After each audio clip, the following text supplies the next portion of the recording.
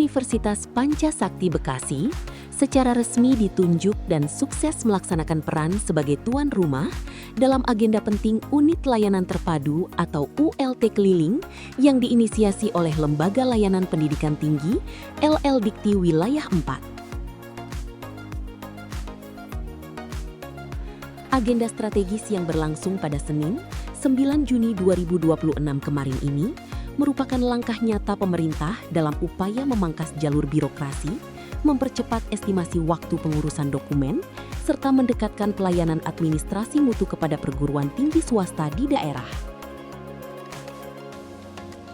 Perhelatan berskala regional ini menjadi momentum penting yang mempertemukan puluhan perwakilan, jajaran rektorat, serta delegasi resmi dari berbagai kampus swasta.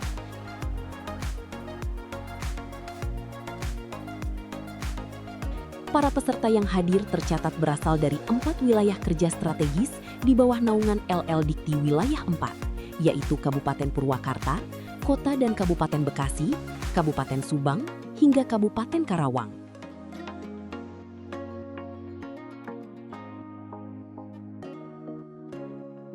Sebagai tuan rumah, Universitas Pancasakti Bekasi telah melakukan persiapan matang guna memastikan seluruh rangkaian acara berjalan dengan lancar dan kondusif.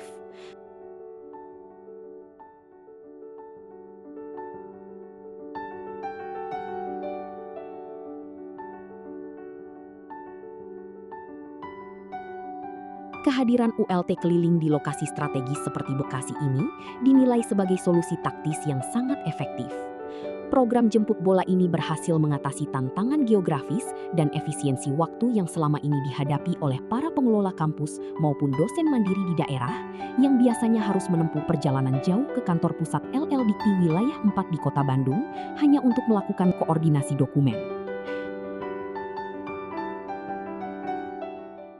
Layanan terpadu keliling regional 3 tahun 2026 yang diselenggarakan oleh LL2 Dikti Wilayah 4. Kebetulan tempatnya di Universitas Pancasakti ini hari ini.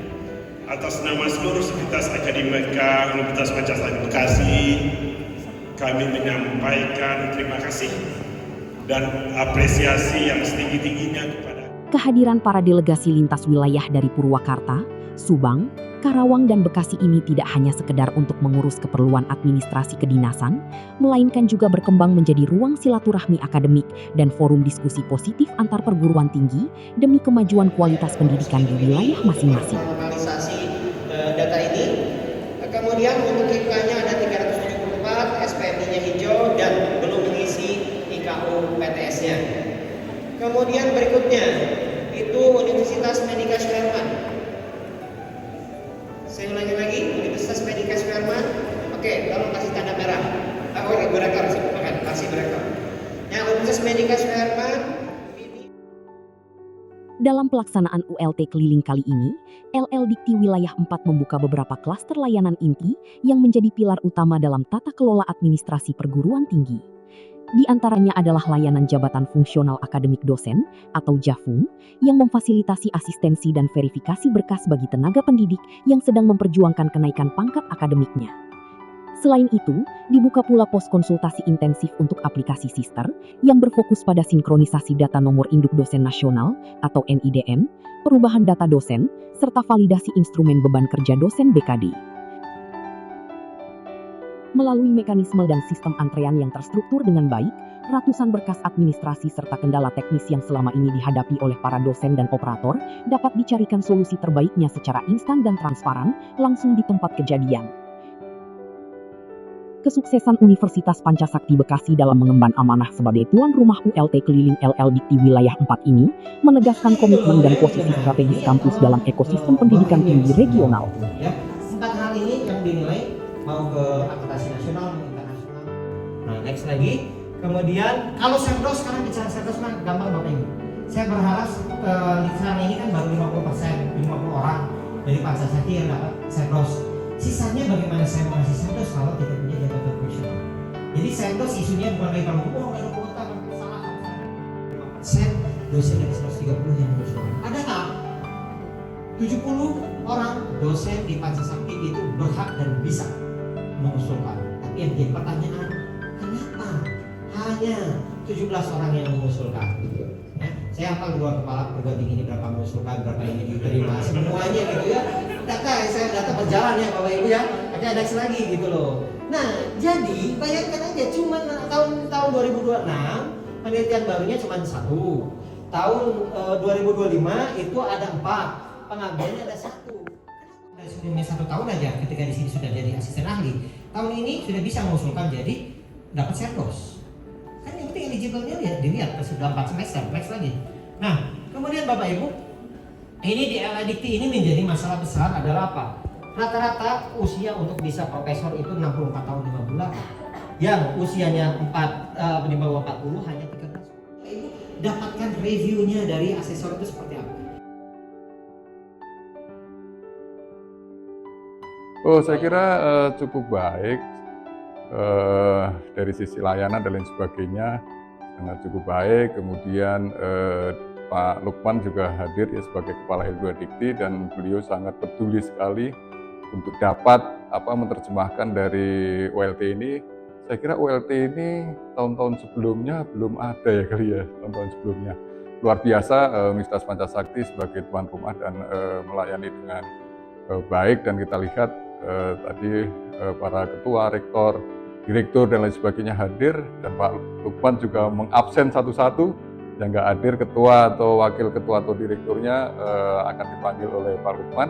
Intinya adalah ULT ini adalah menjembatani untuk perguruan tinggi untuk meningkatkan tata kelola ya, dari sisi jabatan fungsional, dari sisi penelitian, dari sisi PKM, dari sisi Jafung ya. Jafung mungkin kenapa di Pancasakti? Mungkin Pancasakti udah ada yang lektor kepala, kemudian untuk menjadi guru besar dan luar biasa komitmen dari L2 Dikti dan komitmen dari Universitas Pancasakti untuk menghadirkan rekan-rekan yang ada di Bekasi dan Kerawang dan Purwakarta ya kalau nggak salah tadi. Itu sangat luar biasa. Semoga kegiatan-kegiatan seperti ini dapat terimplementasi, benar-benar terimplementasi dan mendorong perguruan tinggi untuk meningkatkan reputasinya. Saya kira itu. Inovasi dari L2 Dikti 4 ini cukup inovatif, membantu kami untuk pelayanan-pelayanan lebih cepat. Kalau kami melihatnya ini bukan hanya sekedar informasi yang didatangkan dari L2 Dikti, tapi lebih bentuk kepada negara hadir, pemerintah hadir, bahwa melayani perguruan tinggi adalah bagian dari tugas pokok dari L2 Dikti. Kehadiran mereka untuk datang ke kampus, kemudian mengundang kampus-kampus di sekitar untuk memberikan pelayanan secara paripurna, itu nggak hanya cuma teori, tapi mereka betul-betul hadir di sini melayani kita semua, dari semua ada 22 layanan yang bisa dibuka secara berkeliling gitu ya. Tentu ini apresiasi kami dari pengguna dan juga kepada L2 Dikti gitu ya, terkait dengan program ini gitu. Yang kita cukup mengapresiasi juga kinerja dari L2 Dikti 4 ini adalah mereka itu menampilkan data. Mereka menampilkan data dari sisi macam-macamnya, dari SDM, sarana prasarana dan juga SPMI. Mereka menampilkan data kita.